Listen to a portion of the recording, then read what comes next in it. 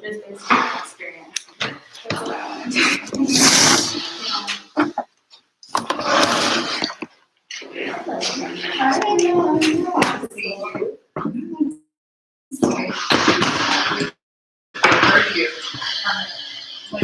Oh, the right next to your car? The long right.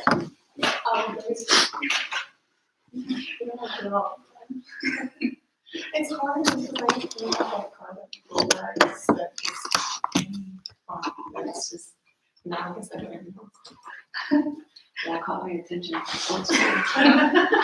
It's just like a yeah, I don't know, I think our car before that was a little better. Okay, we'll begin. So today we're going to continue what we've been talking about for the past 2 weeks, which is Kli Rishon and Kli Sheni, which is the first and second vessel when it comes to cooking on Shabbat. So as a quick recap, we said that the first vessel, which is the Kli Rishon, let me draw some pictures here maybe, it'll help. So we said if there is a pot first vessel, so anything you put in that has the ability to cook. Now if I take the water or whatever is in here, I transfer it to a bowl, this is going to call the Kli Sheni, which is the second vessel. The second vessel has doesn't have the ability to cook, but as we talked about last week, there are certain things that still can be cooked in this second vessel. The main example that we were given is an egg. Since eggs are very easily cooked, the egg in the Kli Sheni in the second vessel, if the water is still scalding hot, which we defined scalding hot as the ability to as not, you can't eat it or drink it. So if it's scalding hot, that means you can't eat it or drink it. We gave a couple temperatures. We said 40, 50 degrees Celsius. That's usually around where the scalding hot is. And so anything that would be still scalding hot in here, it has the ability to cook an egg, for example. And then we talked about making tea, that if you want to make tea, the best way to usually make tea is to take the water from the Kli Sheni and then put it into a Kli Shlishi, third vessel. And then that is usually the best way to make tea. Then you can put the tea bag in there, and then there's no worries about making tea.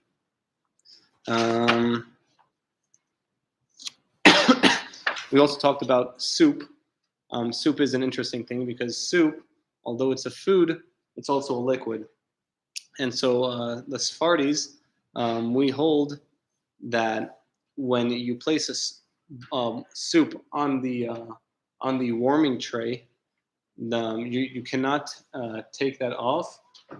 If you're going to take it off, then you will have to make sure that you fulfill certain requirements. Namely, you have to keep it in your hands. You cannot put it on the ground. And it has to still be hot, around scalding hot. But let's say you were to put it in the fridge, or you even put it on the ground or on the countertop, then you've lost the ability to return that onto the warming tray or the covered fire. So that's different from Ashkenaz. We said Ashkenaz, they are more lenient in this manner, and they say that if you take off the pot of soup, as long as there's still warmth in it, you can return it back onto the electric warming tray or the covered fire. That's basically where we were at. Oh, one other thing is that we said if you want to warm up solids, and let's say there's a lot of sauce on it, you want to make sure that the solids are the majority. That way you can put it onto the warming tray, and we're not going to be worried that it's going to come to a boil. But if the sauce was the majority, we're worried that it's going to come to a boil, and then that would be called cooking on Shabbat. Any questions up till now? Okay, we'll continue. So today we're just gonna talk more about this topic. Some things we're gonna look at. We talked about cooking, warming up cooked food. What about baked goods? What about let's say I put my challah, but my challah is still a little doughy in the middle. Is that going to cause an issue? So just as the halakha is that any food that is mostly solid and has already been completely cooked may be placed over a covered fire on Shabbat, because we don't consider this cooking. Once it's cooked, we said that last time, that there's no cooking after cooking. So if something's cooked, it's you can give 100% guarantee that it's not going to cook again. It might get better, it might get worse, but it's not going to cook again. And so the same thing is with baked goods. If something is baked, it's not going to bake again. So it says even if there is some liquid among the solid food, it is permitted, since one's intentions are to warm the solid food and not the liquid to be warmed up. Again, this is like what we said with sauce, the same thing.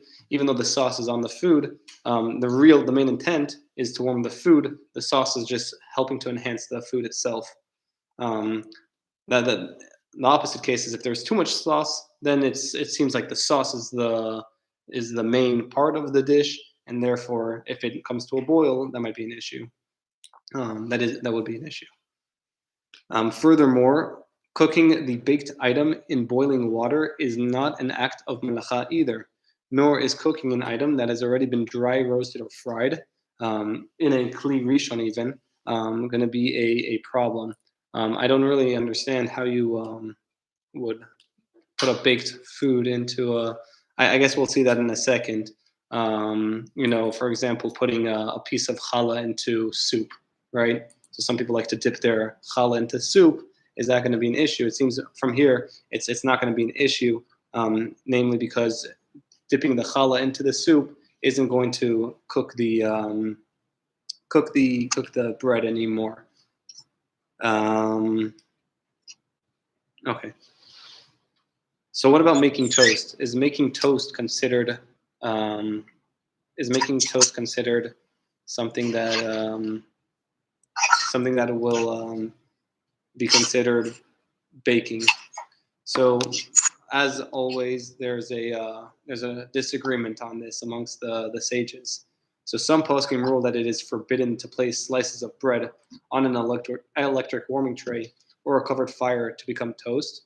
So we're worried that if you put the bread right onto the electric warming tray, it's going to get that crisp taste, and that would be considered cooking to those sages. But there's other sages that permit it and say that it's toast, it's bread, it's been baked. There's no baking after baking, and that's the way we rule. We rule that you can place a piece of toast onto the electric warming tray, and it's not going to be an issue. One thing the halakha does say, it says that anyone who refrains from toasting bread on Shabbat, according to the more strict opinion, he will be blessed by heaven. And the halakha sometimes states this, that he will be blessed from heaven. Namely, if you're going to take a more stringent approach to comply with some of those sages that said otherwise, then Hashem, God will bless you because you're going above and beyond. So Hashem will also go up and beyond with you. And the same thing is with matzot. On Pesach, on Passover, we eat the matzot. For some people, it's the cracker bread. If you order from Rabbi Shimon, it's nicer, more flat bread, actual bread. And so that also you're allowed to put it on the warming tray. We're not worried that it's going to be crispy and be baked after baking. And it says if it is putting out a fire. So if the matzah gets on fire, we're allowed to extinguish the fire because it's considered the way of eating it. to eat the matzah. You can't eat it when it's on fire, so you're allowed to put it out. Normally, though, you would not be able to put out a fire. Do you want to maybe take the table and put it here? What do you guys think? Okay. Daniel. Okay. So we said it earlier, but it is permitted on Shabbat to place pieces of bread into a scalding hot soup, even if it's in a kli rishon that has been taken off the fire. So if I take this off the fire, I can put the challah in it, I can dip it, or I can put it in and mix it and eat it, as long as it's off the fire or off the electric warming tray or whatever you use to warm up your food. The reason for that is if I put it straight on while it's still on the electric warming tray or on the covered fire, is because it might look like I'm cooking. If I put bread into it, someone might think I'm adding something to the soup and that I'm in essence cooking it. So that would be the only thing that's not allowed. But one may also pour hot soup from a kli rishon. So let's say I have some bread in my bowl. I can take from the soup and just pour it in my bowl where the challah is, and that's also fine. Okay. Any questions on that? Yes. In technicality, if you take the kli rishon off the fire, does it become a kli sheni? So no, it still retains the kli rishon unless it is transferred. Okay. So a kli rishon is gonna maintain its ability to cook until it gets lower than scalding hot. And the reason for why from kli rishon to kli sheni, from first vessel to second vessel, is we kind of spoke about it. One of the first shiuros is that the sides of the walls of the vessel are cold relative to the food. So when you pour the hot soup or the hot food into the bowl, it's gonna get some of that coldness, and it's gonna cool down a little bit. Whereas if I just take it from the fire, it's still gonna retain the heat from the sides, and it's not going to be a kli sheni yet. Good question, though. The same thing is with soup nuts. Some those square yellow things that almost everyone, all Ashkenaz, and I think everyone who's Jewish remembers it from their youth. It's you probably see it at most Ashkenaz places. And they have a little. There's these soup nuts, or yellow soup nuts. You pour it in, and it gives a little crunch to the soup. So, are you allowed to pour that in? And of course, we know the answer is yes, because again, there's no cooking after cooking, and even if it's frying is still considered cooking. It's still considered a process of being cooked, and therefore we're not worried about it. So one it says, and we'll get to that, I guess, in a second. You can also take Turkish. One may pour hot water onto Turkish coffee. Okay, so it's similar to that. And if let's say I have Turkish coffee in my kli sheni, I can pour the hot water from the kli rishon onto the kli sheni where I have the Turkish coffee, and I can make my coffee that way. That is something also we spoke about last week. Is that let's say I have my coffee that I made, I can add a cold milk to the coffee, and that's not going to warm up the milk enough for it to get to heat it up, as long as my coffee is made in the kli sheni, of course.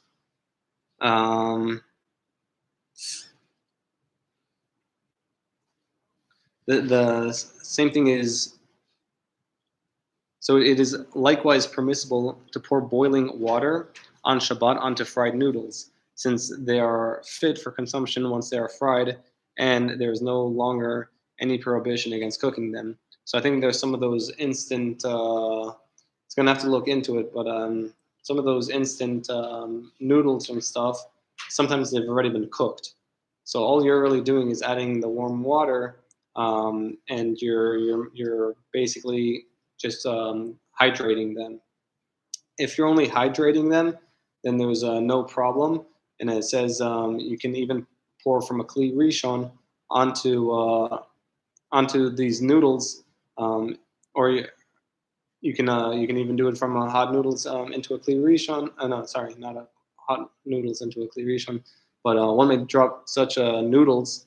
Let's say there's two ways of doing it, or you can take from the kli rishon and put it into the noodles, or you can take the noodles and then put it into the kli sheni. The kli sheni can't be in the kli rishon because that's already be considered cooking. But some of these you'd have to check because sometimes by putting the hot water, you're actually cooking it. So you have to make sure that you're just hydrating these noodles. You're not actually cooking them. That would be the difference. So it probably depends on each different kind of brand that there is. I'm not really knowledgeable on all these different types of dried noodles, but I would say if you have one specifically that you want on Shabbat, maybe ask your rabbi, ask Rabbi Shimon, or show him which one it is. Let's say you have your soup on the plata, and it's in a kli rishon, and it was taken off the fire. Okay, so kli rishon that's taken off the fire is on a lower level than a kli rishon on the fire. The main reason is because it doesn't look like cooking. So once I take the kli rishon off the fire, it still has some stringencies, but not as much as when it's on the fire. One of these differences is adding salt. Okay, so if I add salt while it's still on the fire, that's not allowed. That's prohibited. But if I take it off the fire, I can add the salt, and then I can, as long as it didn't leave my hands and it's still hot, I could return it to the fire. But if I put it on the counter, or if it got colder than scalding hot, you can't return it back to the covered fire, to the plata, whatever it is.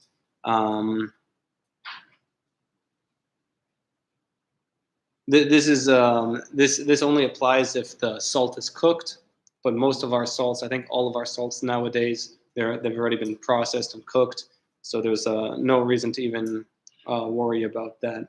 But if the off chance, if you go to the Dead Sea and you take some salt from there, maybe it's not cooked yet, so you'd have to cook it before. Okay, so we said that salt, you can add it to the kli rishon if it's off the fire.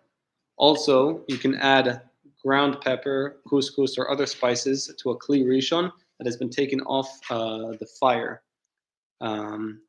Sorry, I take that back. It is forbidden to do so. It is forbidden to add ground pepper or couscous or other spices to a kli rishon if it was taken off the fire. I think we talked about this 2 weeks ago, that in order, sometimes to put the spices into the soup, you can't do it from the kli rishon. You'd have to pour it into the kli sheni, and then once it gets warm, you can mix in the spices or the couscous or the ground pepper. We're worried if it's still in the kli rishon, even if it was taken off the fire, it still retains some of that heat, and it will cook the spices. Questions on that? We can't return what's in the second vessel after you've added spices to it back to the Rishon. Yeah, so correct. Good question. So this goes one way, okay? So once I go from the Rishon to the Sheni, I cannot put the Sheni to the Rishon. And we're going to see that even you can't, in a couple of minutes, we're going to see that even from a Rishon to a Rishon, you can't do. So if I have let's say I have two bowls of soup on the plata, and one's diminishing, I can't take from one pot and refill the second pot. We're worried, and we're going to see this, and it'll cause it to get less than scalding hot, and then it'll kind of boil once it's placed. Okay, is this still good? Okay. Okay, so actually, it's a question now. Okay, so there are people who keep a kettle of hot water on the fire or an electric warming tray, or they have a hot water urn, And if they notice their cholent or their stew or their chamin is getting too dry, they take the hot water from the kli rishon still and pour it into the stew. So this is an incorrect practice. It's completely prohibited. Why? Because kind of like what we were just saying. When one pours hot water from a kettle into the pot, the water loses its status of being water of a kli rishon as soon as it escapes into the airspace of the kettle. This is because some of the hot water loses its heat as I guess the air touches it and it cools down the water. And then when it falls into the stew pot, it's not as scalding hot, and it's going to reheat once it goes back into the stew pot that is sitting on the fire. Now, of course, if the stew pot wasn't on the fire, that's fine. So if you take off your chamin, you put it down, and then you add the hot water into it, that would be fine. But we're talking here if the stew pot was on the fire or on the electric warming tray. You cannot do that straight. Furthermore, it may happen that water in the kettle is not actually as hot as yad soledet bo, and then when he pours it, it's actually being cooked. So they gave two reasons. One is because the air actually cools down the water, and the second is because maybe the water isn't as hot as scalding hot, and therefore when you pour it, it will reheat. If someone notices his stew is burning, and it is a pot containing mainly liquid, he should remove it from the fire, place an empty pot over the fire, and place the stew pot on top of the empty pot. And when he removes the stew pot from the fire, he must make sure not to put it down on the floor, and then because then it'll be prohibited to return it to the fire. Because like what he said, there are basically two main restrictions when doing. It's called chazara. It's called replacing or putting it back. The one is it still has to be warm as just warm enough that it still retains heat. It doesn't have to be scalding hot, but it still has to be retaining its heat, and it cannot touch the floor. So let's say you see that the stew is getting hot, and so you don't want to keep it on the covered fire or on the warming tray. So you take another pot or some kind of tray and you put it on top of the warming tray. You have to make sure that somehow you have a helper, because you can't let the pot touch the floor, touch the countertop. It has to remain basically in your hand, and it has to retain its heat. And then you can put it back onto the warming tray as long.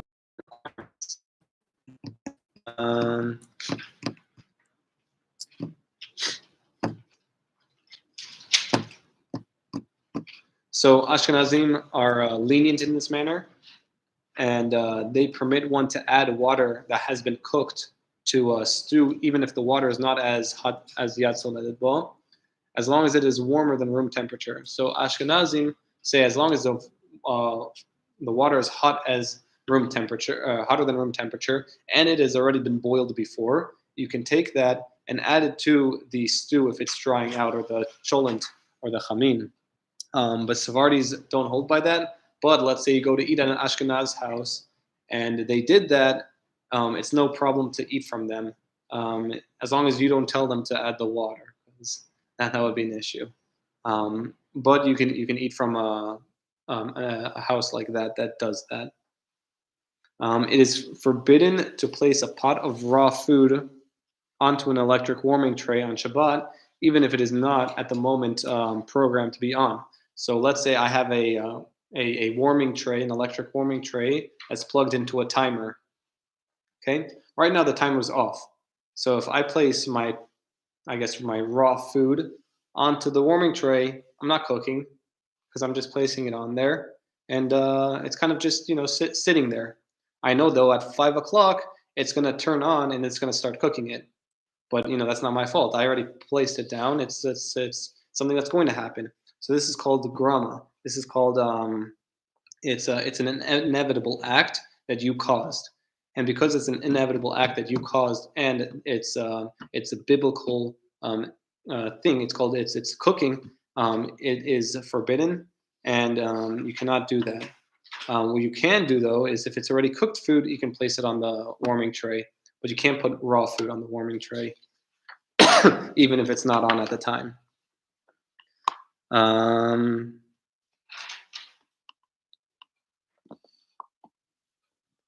It's the same thing if you don't have, let's say the fire goes out, right? You had your cholent on the fire or on something covered by a fire, and the fire goes out, and someone doesn't know, and they ask a non-Jew, or they hint to a non-Jew to put on the fire. That's not allowed, because when the non-Jew puts on the fire, that's creating a new act of cooking, and even though the Jew himself didn't do it, he's benefiting from that cooking, and that would be not allowed. So and even if you can't instruct a non-Jew to do that. And if someone did instruct a non-Jew to do that, he didn't know the halacha, and there was raw food in that bowl, and now it's cooked, and they want to eat it, that food is not able to be eaten. It is forbidden to eat that food on Shabbat, even after it becomes cold. Even after Shabbat is over, it remains forbidden to eat the food as long as it takes to cook that food. So let's say it takes an hour or 2 hours to cook that food. You'd have to wait after Shabbat another hour or 2 hours until you can eat that food that was cooked on Shabbat. It's kind of like a penalty that the sages put on us for being lenient with this. But can't ask a non-Jew to turn on the fire to cook something, and if they do, and you eat it by accident or on purpose, and you didn't know, or they did, and it warmed up, you wouldn't be able to eat that until after Shabbat, as long as it takes to cook. Any questions on that? Okay. Some poskim ruled that it is forbidden to leave a pot of raw food from before Shabbat on an electric warming tray that is programmed by a timer to go on sometime on Shabbat. If someone would do this, they explained, he might stir the food in the pot after the tray has become hot, and would be an act of the melacha of Bishul. It will be forbidden as cooking. But other poskim ruled that it is permitted, since the pot is placed in its position before Shabbat, and technically the halacha follows the second opinion. So if you put the raw food on the electric warming tray before Shabbat, and it was off, the timer was off, and the timer went on Shabbat, technically that is permitted. So because you did the act before Shabbat, then the act of it going on is something that was permitted from when you put it on. When you put it on, it was permitted to turn on the electric warming tray. It was permitted to cook, and so there's no problem with that. That's different from what we said earlier, where he put it on Shabbat, even though that the electric warming tray was off. That make sense? So we had two cases here. One is on Shabbat, he places it on the off electric warming tray that is going to turn on the timer soon. That's prohibited because he's doing it on Shabbat. And on Shabbat, you're not allowed to cook. Even though it's not cooking right now, it's going to cook.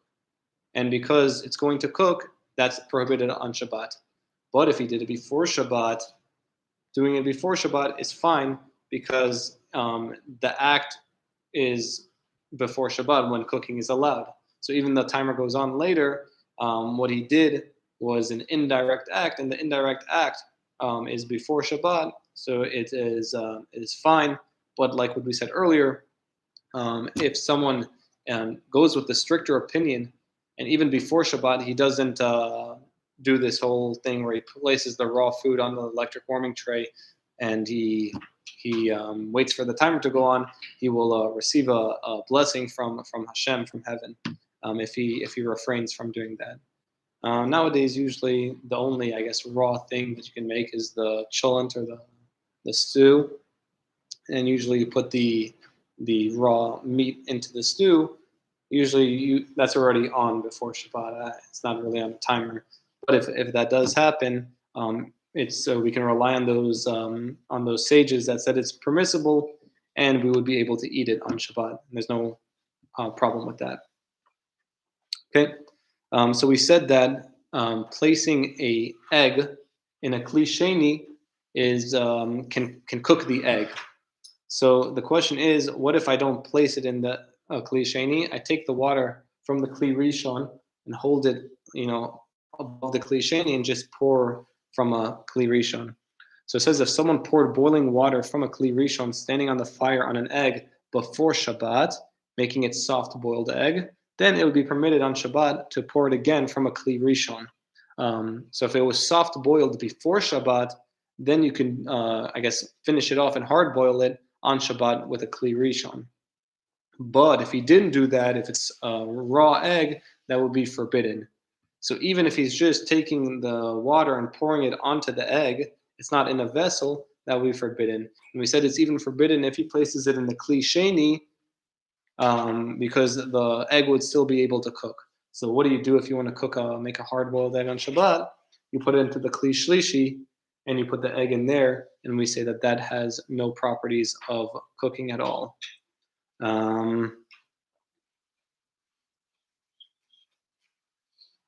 Okay.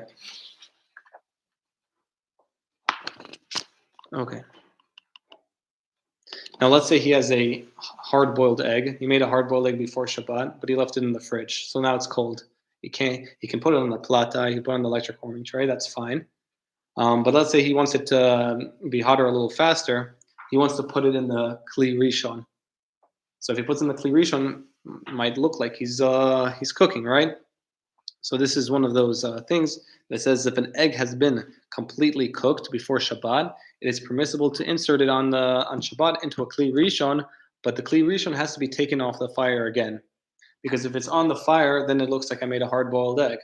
People are going to say, okay, then it's you're able to make hard-boiled eggs on Shabbat, and no, you can't do that. We said even on the kli sheni he can't do that.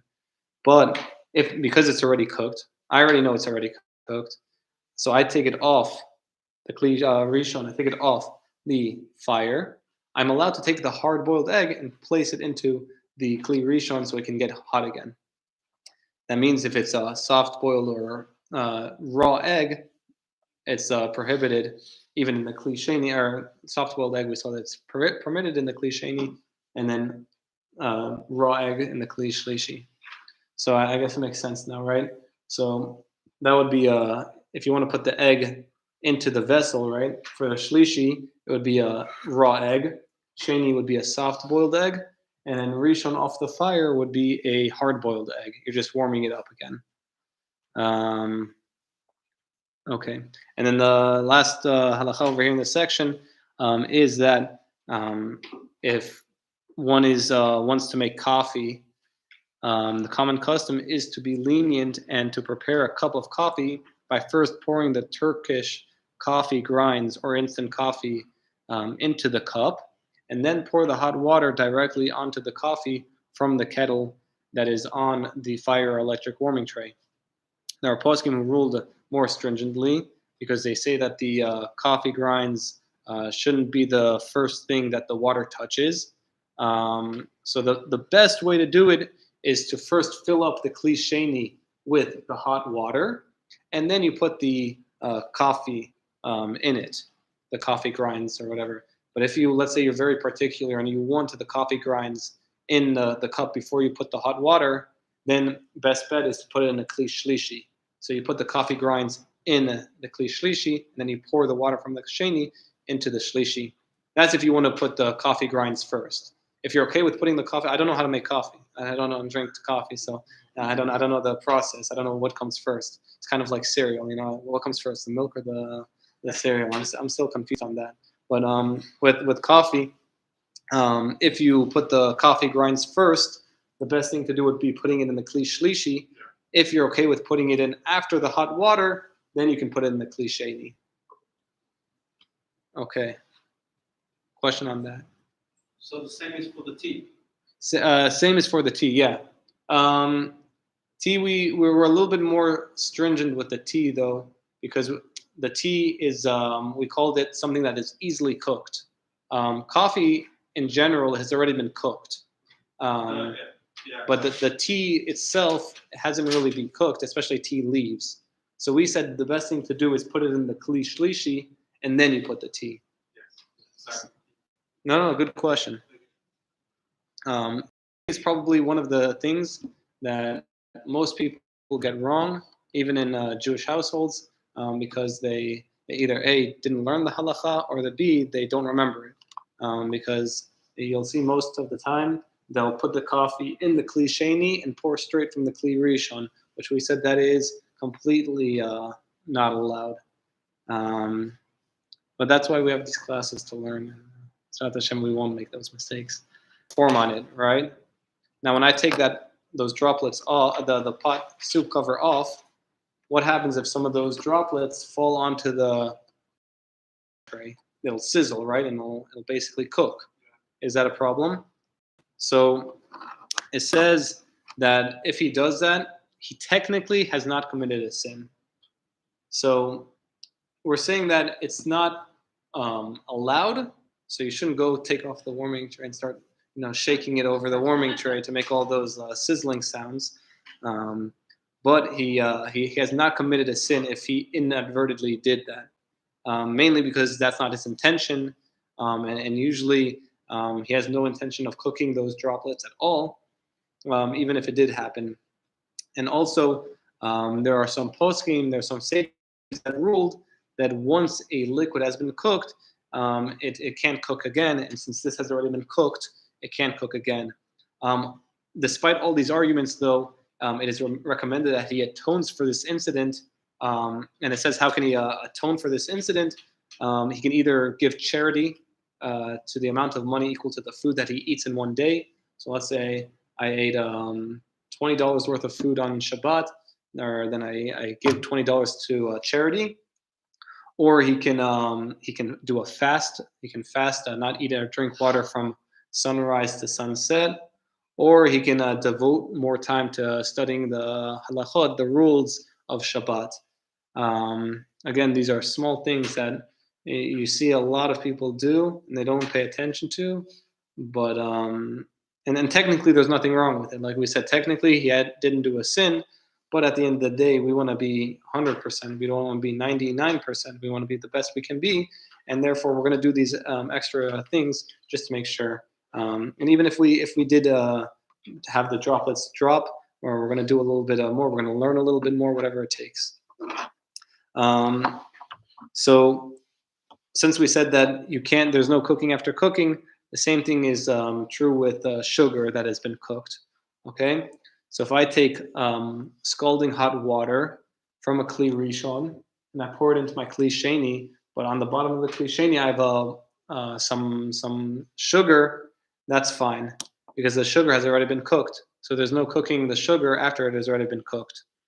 There are some sages that disagree with this, and they said that they shouldn't put the hot water onto the sugar first. You should first put the water into the kli sheni, and then pour the sugar, kind of like what we were saying for the coffee. Again, the halacha follows the lenient opinion where you can put the sugar straight into the kli sheni and pour the water from the kli rishon. But if he follows the strict opinion and he puts the sugar into the cup only after he put the water, he'll receive a blessing from heaven. So easy way to rack up all these blessings, right? People sometimes look for all these different rituals or segulot, how to get pregnant or find your match. Sometimes the best thing to do is be a little bit more meticulous. You see, today we already made like 3 more blessings that we could have gotten, and if we didn't know these things earlier. So it's just something to pay attention to. If a pot of food on the fire has been completely cooked, except for the bones. So I have my cholent, I have my chamin, I have my meat inside the stew, and it's completely cooked. The only thing is if I leave it longer, the bones are going to get soft, and then it's easier to eat. Okay, so it depends if the person is going to eat the bones. if he's going to eat the bones, this is well, he should if he removes it from the fire. So let's just read it inside. If a pot of food on the fire has been completely cooked, except for the bones, which would improve and soften if cooked longer, it is permissible to place the cover on the pot on Shabbat as long as one does not intend to eat the bones. If one does intend to eat the bones or their marrow, one may not place the cover over the pot. So sometimes when someone's looking at the chamin, cholent, or the stew, he takes off the pot, the cover, and he sees, is it good? Is it cooked enough? How much water is still left? So the even if it's 100% cooked, we have to analyze. Okay, are the bones hard? Yes, they're hard. So the question is, am I going to eat the bones if they soften? If they're going to soften and I'm going to eat the bones, I can't put the lid back on. But if I know I don't like the bones. I never eat the bones, so I'm allowed to put the cover back on because I know I'm not going to eat the bones. But let's say in that same case, it wasn't 100% cooked. Now, if it's not 100% cooked, I still see some of the meat isn't cooked. I cannot put that lid cover on it because if I put the lid cover on it, it's going to heat up faster, and I'm going to be increasing the time of cooking for that meat. But this food was put before Shabbat. With the cover on. I took the cover off on Shabbat to check to see if it's good. Yeah. When I took that cover off, I now made it its own kind of state. So its state of being right now is a pot without a cover.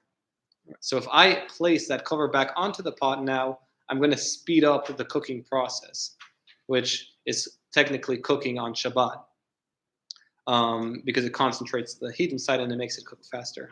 So that's forbidden to do. Okay. So again, this is another thing you sometimes see. Someone checks to see if the cholent, the chamin, if the stew is good, and they see, okay, can use a little longer, so they put the cover back on. Now they inadvertently did a prohibition. Even though it's inadvertently, it's still a prohibition nonetheless. Let's say, so the question right now is, what happens if he did put the cover back on? Can he eat the food? Okay, so as long as the food has been cooked to the stage where it's barely edible, so that's called ma'achal ben dorsai. What happened? Who's this ben dorsai?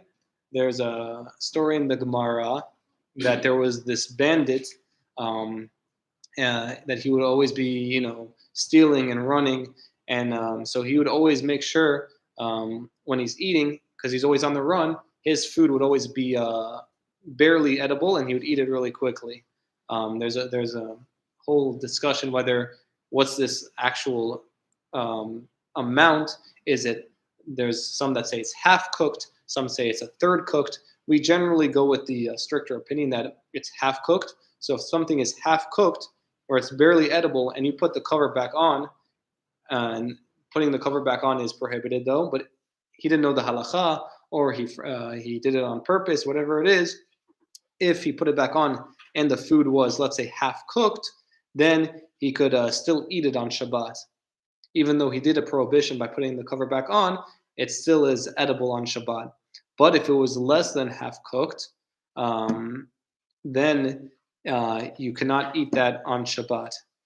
Since covering the pot speeds up the process, it is considered cooking on Shabbat, and the food is forbidden to eat. The question is, how do you know if it's half cooked? I don't know. Okay, so if you see half the meat is cooked and the other half is not, that's technically not half cooked. At that point, it's already more than half cooked. There's a whole question the sages go into. Is it time-wise? Let's say I know that it's going to cook in 8 hours. Is 4 hours cooked, or does the meat itself have to be at a point where you consider it half cooked? Again, I'm not sure, and especially on Shabbat, if you take off the lid, you're going to start investigating to make sure it's half cooked. I don't know. You're going to start cutting it. I don't know, best thing to do is to leave it on the cover on until you're ready to eat. That's the safest bet. So the same thing is once let's say I take that crock pot or whatever it is, I take it off the warming part, and I'm going to serve it. Let's say in the morning meal. We said that once it's taken off, you cannot put it back on um, because once it's off, it cools down, and that would be considered a considered like a fire, and that would be prohibited unless, of course, one kept it in his hands, like we would have been saying earlier, and it's still hot, scalding hot. In those cases, it would be fine. Um, but yeah, usually when people bring the crock pot to the table for breakfast, and they start taking and putting the chamin or the cholent or the stew onto everyone's plates, most of the time it left the hand, so you cannot put that back into the warming tray if you want to eat it for the third meal or sudah shlishit or whatever it is. Maybe you want to have a little snack after lunch. That would be prohibited. I even see some people sometimes they like to eat. They stay up really late. In the winter months, they stay up late to like 12, 1 o'clock, and they like to eat a midnight snack. They take some of the cholent. So you have to make sure two things. One, that if you take off the take off the cover, that it's 100% cooked. And let's say you take it off to get some, you want to make sure that it is not leaving your hands. Because if it leaves your hands and it gets too cold, that would be forbidden to put it back onto the fire or the electric warming tray. If a pot of food that has not yet reached the stage of being completely cooked is sitting on a covered fire, but not directly over it, it is forbidden to move it on a Shabbat to a position where it is hotter and will cook faster. So we kind of talked about this last week. We said it about the cooked side. So let's say you have a cooked food and you have the warming tray. I know over here it's the hottest, okay? So I know if I move it over here, it will heat faster. So we said if it's cooked, that's fine. We don't have a problem with that.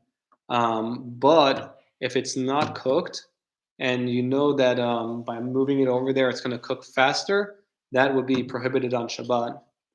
And it would follow the same things that we just said. If it was half cooked and you moved it, then it would still technically be permitted to eat it. But if it's less than half cooked, again, you wouldn't be able to eat that on Shabbat. Let's say I take my kli rishon. I finished all the soup. Baruch Hashem, everyone ate. Everyone's happy, but it's still very hot. It's still on the fire. I'm taking it off the fire, and I want to put it in my sink. Can I turn on my sink to pour the cold water in that, because maybe some steam will come out, right? So the issue with that is how much water is going to come to the I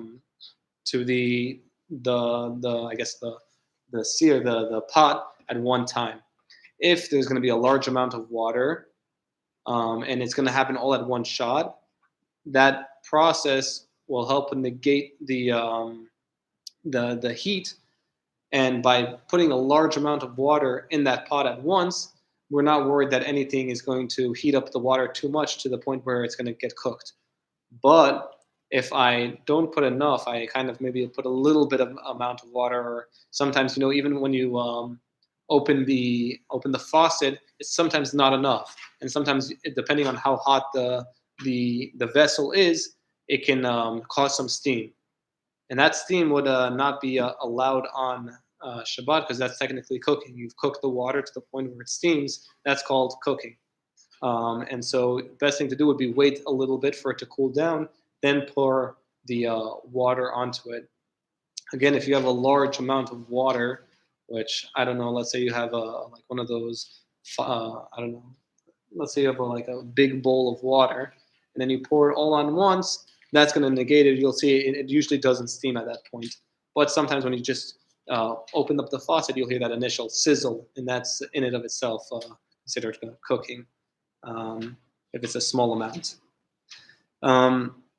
Sometimes the electricity goes off, or I know we had 2 years ago, the outage with all the snow. So let's say it's Shabbat, and I have my electric warming tray, and my neighbor has a gas oven. So the power goes off. My neighbor still has the gas on. Okay, can I take my soup pot that is boiling right now and move it over to my neighbor's because right now it's off? I want it to still be hot. So it says once a kli rishon containing boiling water. Some poskim rule that if a pot of soup that has been placed on a covered fire or electric warming tray that turned off on Shabbat, it is forbidden to transfer the pot to another covered fire. That's according to some opinions. Other opinions say it's permitted because maybe the second fire isn't as hot as the first fire. So of course, in practice, we go with the lenient opinion. So if the power goes off, I can technically take my my soup, and as long as it doesn't leave my hands, and it's as long as it's still scalding hot, I can transfer it to my neighbor's warming tray or covered fire, whatever it may be. I guess in that case we said gas covered gas grill, gas oven. However, it's forbidden to transfer it to another warming tray. What is this? Oh yeah. Once the soup has once the soup has cooled down, less than scalding hot, then it will be forbidden, even if it still has been in your hands the whole time. So sometimes, I don't know, depending on how far your neighbor lives, and if it's very cold outside, just by walking over, even if it's still in your hands, it can cool down to the point where it's still not boiling. Then it would be forbidden to put it back on, because that is considered cooking again. Let's say some people they like to leave the fire on if it's gas, and sometimes they'll let the water kind of trickle over and turn out the fire, which is technically allowed. But now you have the gas on and there's no fire. What do? So technically, it's permissible to turn the knob and stop the flow of gas, but he should do it in an abnormal manner. So let's say he's a righty, he should probably use his left hand, or maybe do some kind of a weird maneuver with his hands. But this is as long as there's no. Sometimes nowadays they have the striker, right? So the striker, before you hear that tick, tick, tick, tick, tick, and then it catches on fire. So if I turn it really quickly and it makes that ticking sound, it's striking something, and that would be considered making a fire on Shabbat, which is not allowed.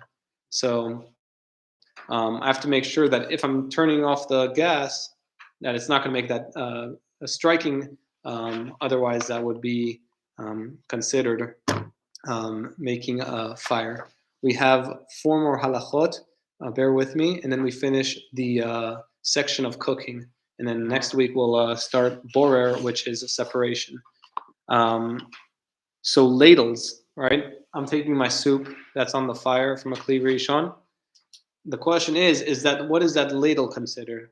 So if I just put that ladle in and I'm taking it, and we said on the side, we said if the pot is sitting on the fire, you cannot stir the pot, even if you didn't add anything to it, because it's going to look like you're cooking. Also, it might increase or speed up any parts that haven't been fully heated. So let's say my soup is on the fire, I can't stir it on the pot, but I can take the ladle and take the soup from the kli rishon that's on the fire, on the warming tray, and I can pour it into my kli sheni.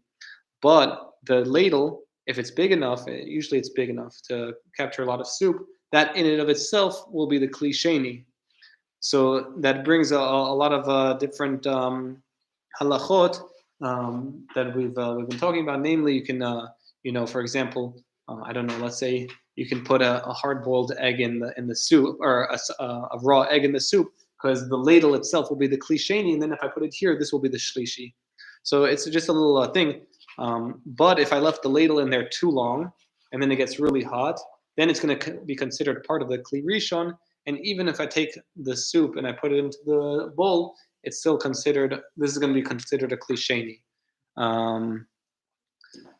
Okay. So it is permissible to soak raisins or peaches in water. I know sometimes people make flavored drinks and they'll place, I guess, dry fruit into it. That's considered fine. The one thing we need to make sure, and we'll speak more about this in Bora and separation, is that if you're using like some kind of a strainer to keep the fruits in, when you're pouring the water or the juice, at the end there's going to be some kind of separation because there's going to be juice that's coming out and fruit that is staying in the container, and that's going to be considered separation. We'll have to worry about that, and we'll talk more about that next week, B'ezrat Hashem. I guess the last thing in this section is it is permissible to place a baking bag filled with meat or rice into stew on Friday afternoon. This is not considered a hatmana. Hatmana is something that retains its heat. And so if I bury this bag into the stew, I'm not worried that the bag is an insulating material and it's going to cause it to cook faster. The main thing is I did it on Friday afternoon, which is still not Shabbat, and that would be permissible.